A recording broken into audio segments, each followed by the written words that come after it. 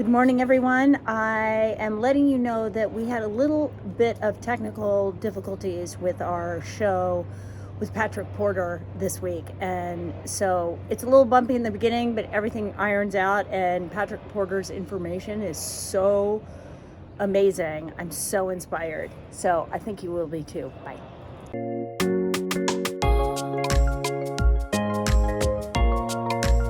Hello, everyone. Welcome to Out Comes the Sun podcast number 8. I think we're at 8. And today is a great day. I'm here with my co-founder of the Mariel Hemingway Foundation, Melissa Yamaguchi.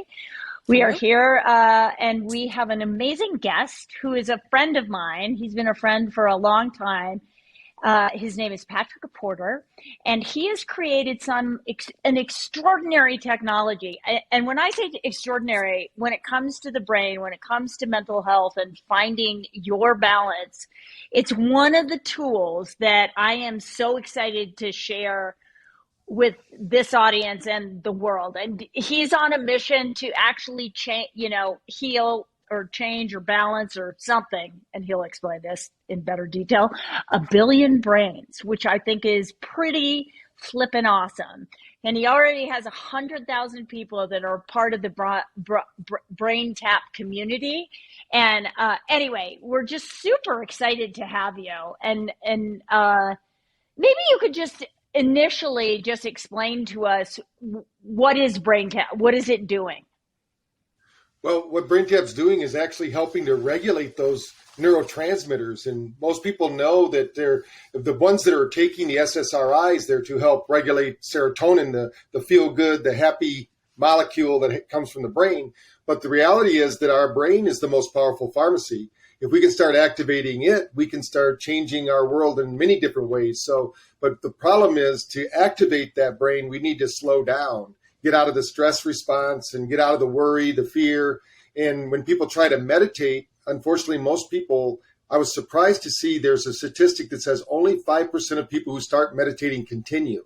That's a pretty scary thought. Wow. I was very fortunate to grow up with my father being a Silva method meditation teacher. So I grew up with brain machines and teaching my brain. So what we did is we said, how can we use light, sound, and vibration to actually help someone get into that state where you don't have to learn 30 years of meditation to get to that deep state of relaxation, but you can just put it on, go for a ride, and you get the physiological benefits. So what I mean by that is, a lot of times when we're talking about mental wellness, a lot of times it's in our physiology, not just our psychology.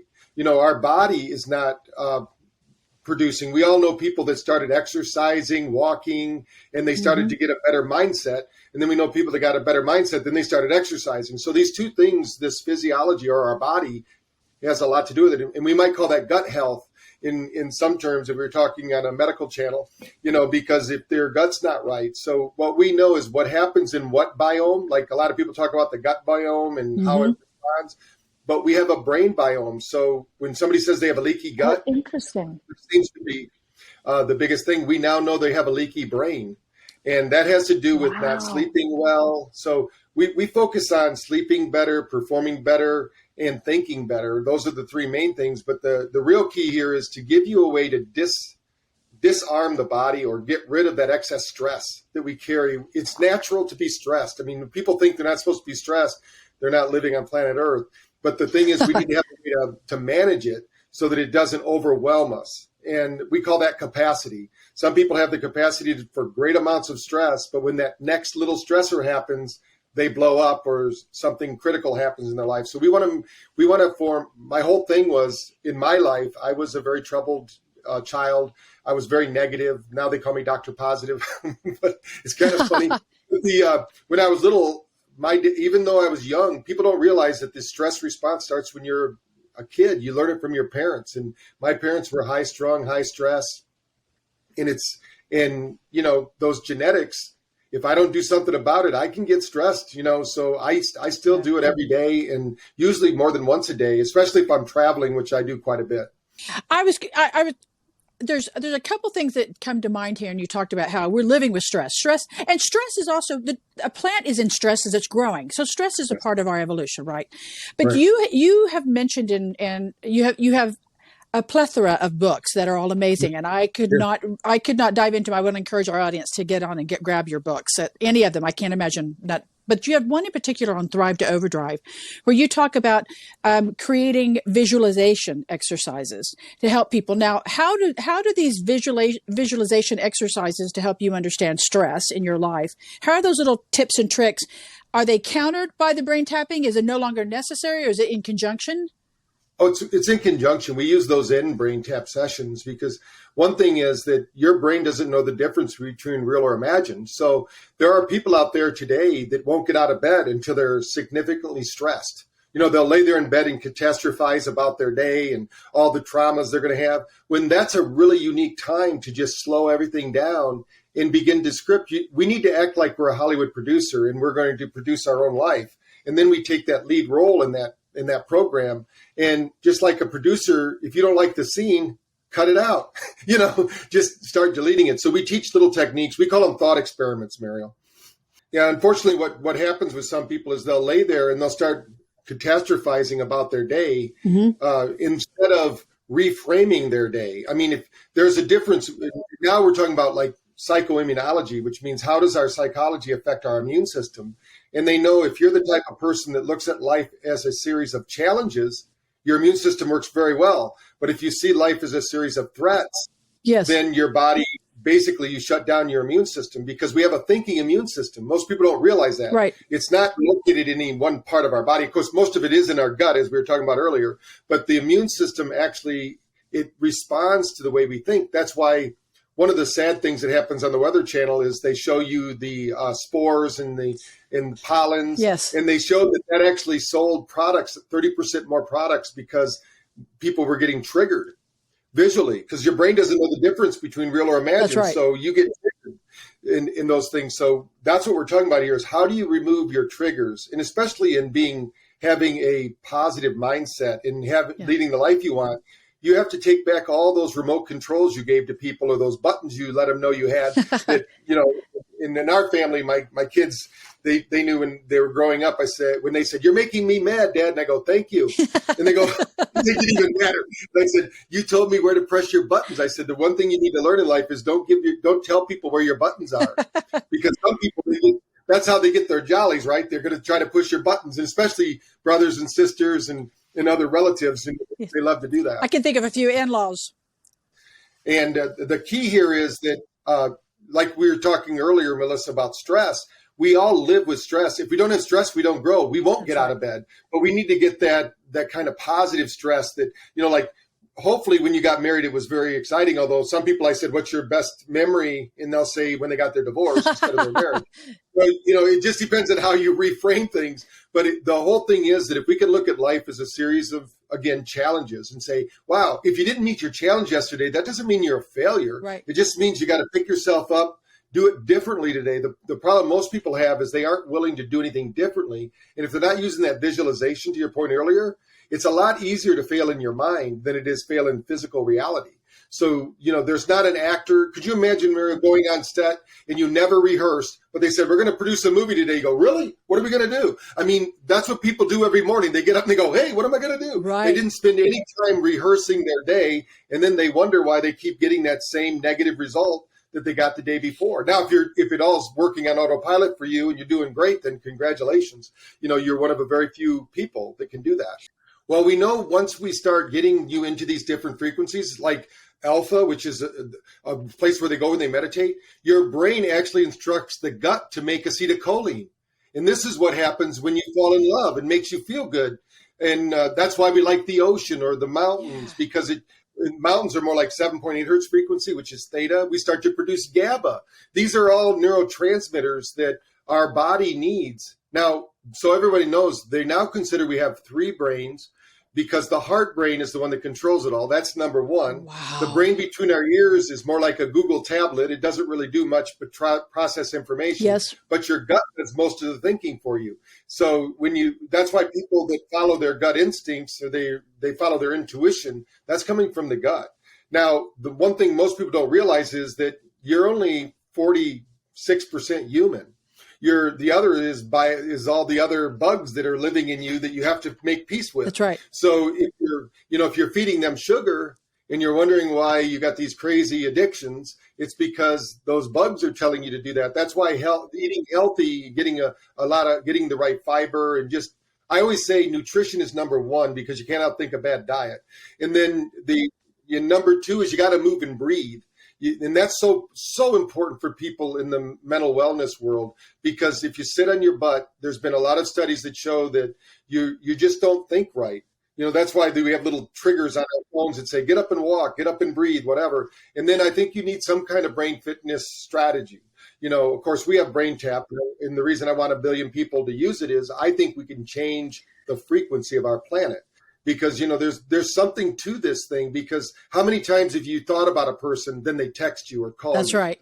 I mean, it's like spooky what happens. People think that we're just this physical world, but now we're realizing, in fact, most people don't realize that we as humans give off 8-10 nanometer light to every person around us. We actually give off healing light.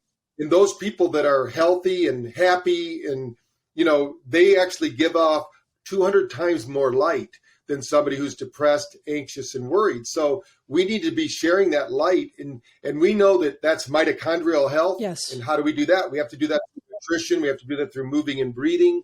A lot of breathing techniques can change that. We've got to get our focus with our brain and get our gut making the right neurotransmitters when we need them most. Well, I think most people don't know that just getting out walking improves your gut function, because in Japan, they call it forest bathing. Yes. Get out there around trees and around the earth, just like, we both know Clint with earthing. And I think that's very powerful. I recommend everyone do that.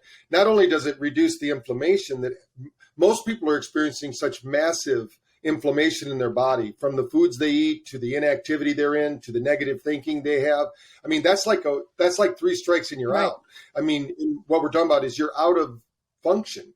So if you want to get back in function, you got to start somewhere. So, whatever one of those 3 paths you're going to start with, you've got to add the other 2 to really have a well-rounded, mindset, gut biome. What I tell people is, right now, if you're going through your stuff, you're going through your origin story.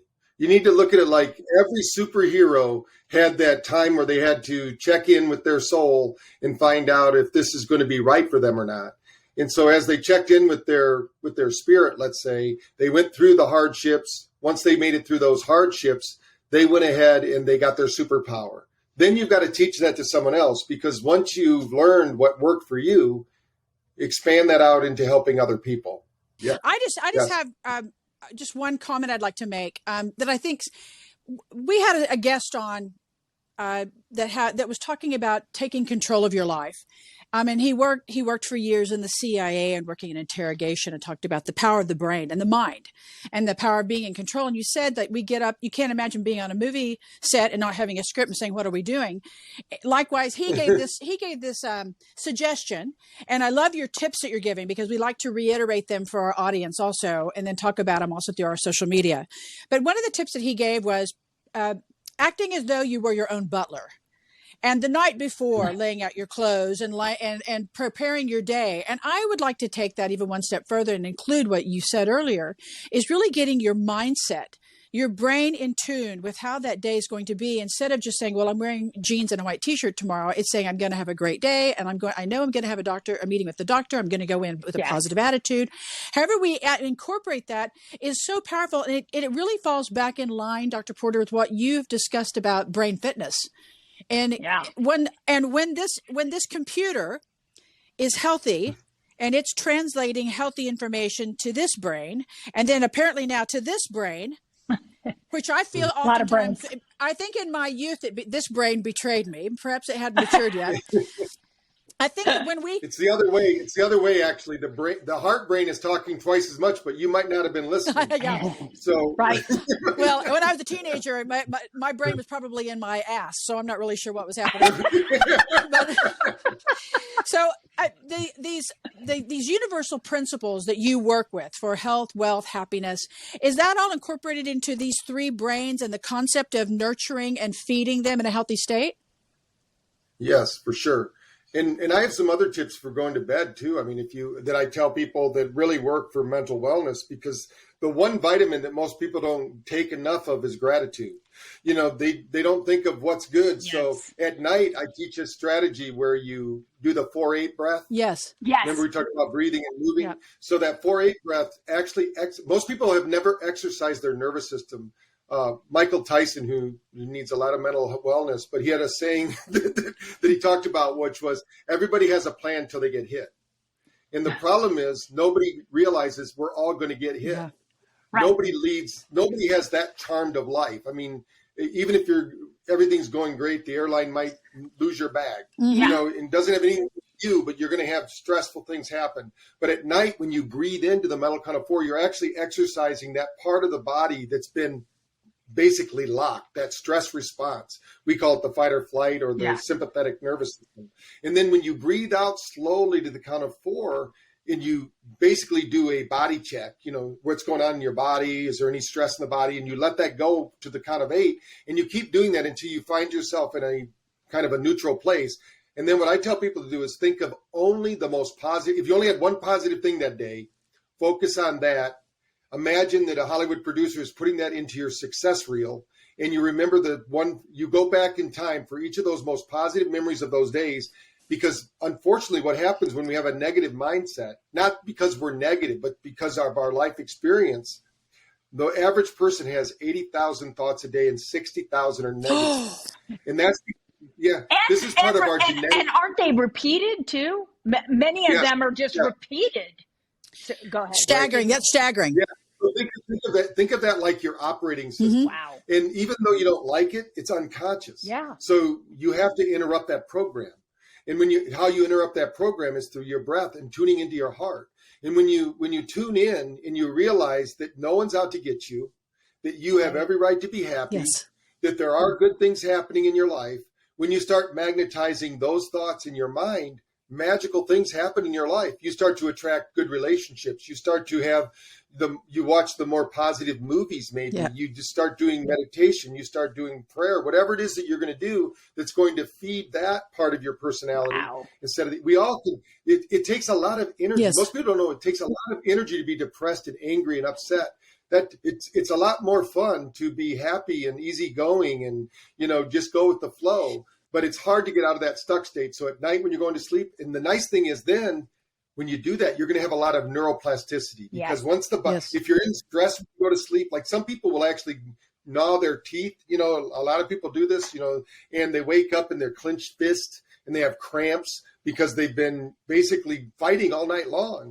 You need to exercise those demons before you go to sleep. So going to sleep isn't about just going in and closing your eyes now. Make it an exercise, because everybody has that time. Yes, absolutely. You're just laying there anyway. Absolutely. And then one thing too, everyone has had the experience where you've watched a movie. Like I always use the movie like a World War II movie, and you fall asleep on the couch. Next thing you know, you're in the movie, and you're going, "Oh my God, I want to be in that movie." So you wake up and go, "Oh, I'm glad that's a dream." But they don't realize that when you go to sleep thinking all the negative thoughts, you're giving your subconscious mind a direct suggestion to dream about those negative experiences. Yes. So we need to change the channel. And the nice thing is that we all have that capacity. This isn't something that was just given to Gandhi or the Dalai Lama or some other enlightened being. This is given to all of us. We can all change our thoughts like changing a channel on a television. Absolutely. Well, sorry, Melissa. I just wanted to say that Bobby and I wrote a book together, and one of the things we talk about is kind of the end of day assessment,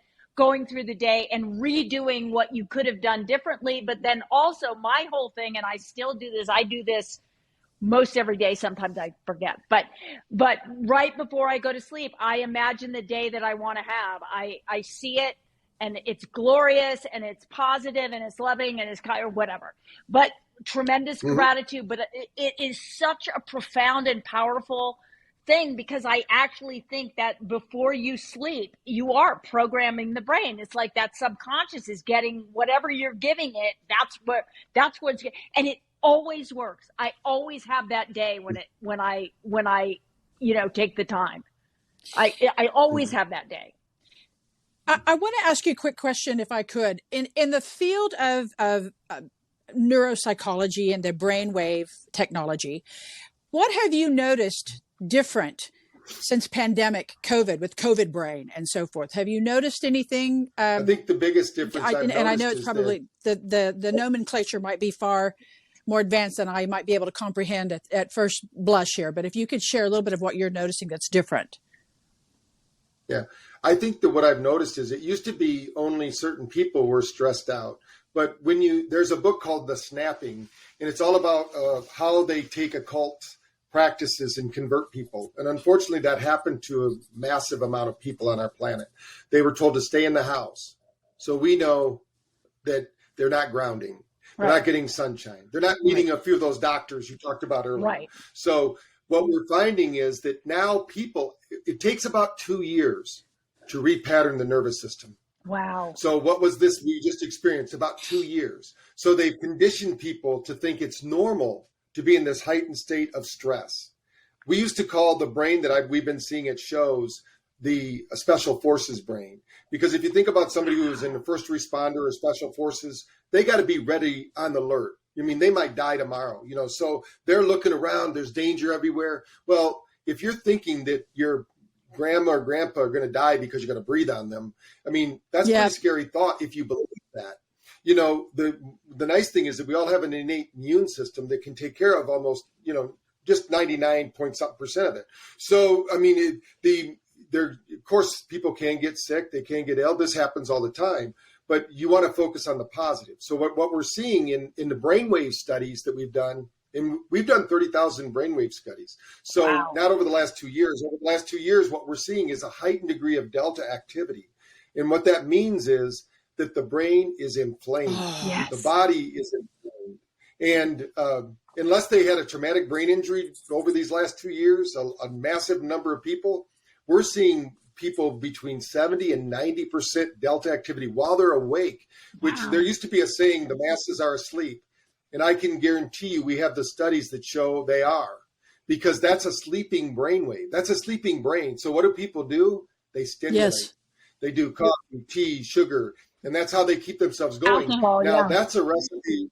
Yeah, that's a recipe for disaster, because our biological system can only think of your biological system as the backup generator when a hurricane comes. We should be using our electrical system, the sympathetic and parasympathetic. That should be regulating the system. If we need to run or scamper, we should be able to turn on our sympathetic, turn it back off.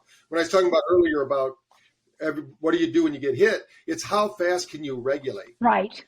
If you're one of those people out there that you get pulled over in the morning by the police officer because you were speeding and you get mad, and then you're still talking about it in the evening, you've got a dysregulated nervous system, because you were speeding. Now, if you had something happen to you that you didn't know about, like you got T-boned or something and you're nervous and upset now, maybe you didn't get injured, but now you're shaken. That's a little different, because you didn't know you were doing. But when you know you're doing something wrong and then you get caught and you are not able to get rid of it, or you get angry at somebody, you have somebody took your whatever, out of the refrigerator, and now you're upset. In the evening, you're still talking about it. I can't believe whatever, you know what I mean? That's not going to happen, right? But some people, there are people, we all know people that you call them a week ago and they told you a story, and then this week they're telling you, oh no, they're going to tell you the same story, because they're not able to let it go. Listen, I'm vacillating on whether or not I'm going to let my husband watch this video, because I think I've got to edit it so that the portions that pertain to him he sees. But the part that pertains to you, I was thinking the same thing. No, yeah, I brought up something because, I love this because I want to evolve and learn. I need to evolve and learn. This is. That's one of the things Braintap does, is you have to have brainwave flexibility. Yes. So give an example. We need beta brain. That's where the fear, the anxiety, frustration lives. But if we didn't have that, we wouldn't be able to walk across the room, wouldn't be able to drive our cars. But we need alpha to get us intuition. And if we don't have that alpha beta combination when we're awake, we can't think very well. Right. Because that's what activates our hippocampus. And stress actually shrinks our hippocampus. They say over the last 2 years, and I don't know how they figured this, but they say the average brain shrunk 3/4 of an inch from stress. Wow. Now, this happens every night when we sleep. That's why when you talked about water, Mariel, it's so important. First thing in the morning, everyone's brain, if it's regulating correctly, will shrink about 3/4 of an inch while we sleep. So we need that salt and water in the morning. Now, not table salt, of course. It's real mineral salt. Real salt. Real Yes. salt to activate the brain. We are electrical beings, Yes. and our battery is that in the cellular level. We need that water. We need the hydration. We need the healthy fats. We need, there's we could go on and on about that. I know, but it's also what I love about what you're saying, and it's so incredible. And we're running out of time now. Is that it's all interlinked? It's linked, all of it. Our physical, mental, emotional, and spiritual brain, brain or frequency or whatever it is, whatever you want to call it, it's all intertwined. That's why you can't take one piece and go, oh, well, I'll take care of this piece. You've got to take care of all pieces, take responsibility for your whole being. And it is so interesting because as we get older, the aches and pains start, different things start. We think our cognitive brain is not as good as it used to be. But also, you have to look at your habits, the things that you've let go of. Oh, I forgot to do. Oh, yeah, I don't do salt. I don't drink that much water in the morning. I go straight to my coffee. I do this. We forget that we're not, and we don't have the plethora of hormones that we had when we were 20, right?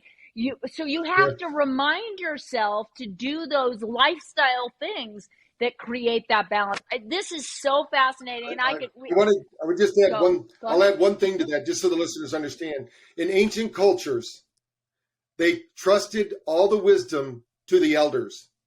Yeah. They didn't trust it to the little guys that were running around with the fresh brains. So obviously it's something we're doing in our environment that's causing it. Yeah. So, I'm going to be one of those elders. I'm still not ready to hold my hand up yet and say that I am, but someday, you and both. We're going to be there.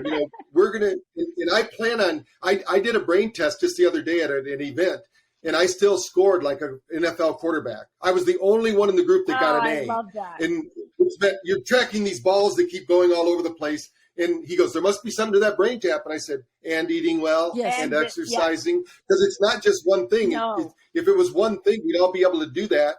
It's a combination, and like you said, you got to visit all those doctors you're talking about, because that's right on. That's spot on what we need to do. Oh, this has been the most amazing. I think longer than half an hour, but we are so grateful that you're here, and please come back, because we could talk to you forever. Oh, sure. You're amazing. Braintap is amazing. Let's heal a billion brains. Melissa and I want to help you do that. Absolutely. Thank you so much for coming on our show. We're wow.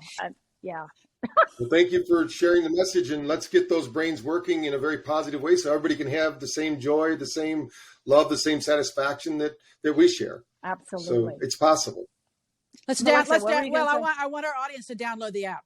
I want them to go and download the brain tapping app. You got to get it, because I got it, and I've already started adding everything on there that I want to have. I want the whole kit and caboodle. I'm greedy like that.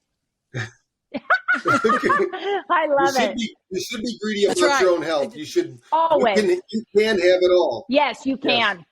I love it. Mm-hmm. This is so great. Thank you, Patrick. Oh my God, we love you so much. Thank you both. All right. All right. Thank you both, and good luck. Thanks. Bye. Thank you so much for joining us today on Out Comes the Sun. You can listen to our podcast on Spotify, on Apple, and on YouTube. And you can donate to the Mariel Hemingway Foundation at the marielhemingwayfoundation.org. And I want to spell Hemingway for you, HEMINGWAY.org. I only say that because a lot of people put 2 M's, and that just won't work.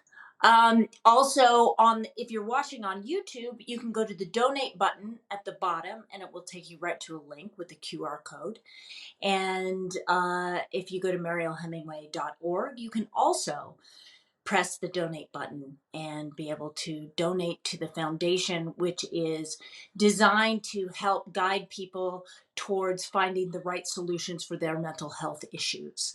That is my goal. I'm just trying to raise money so I can come up with an app and a website that has all the information you could possibly want to know about mental health and where to go.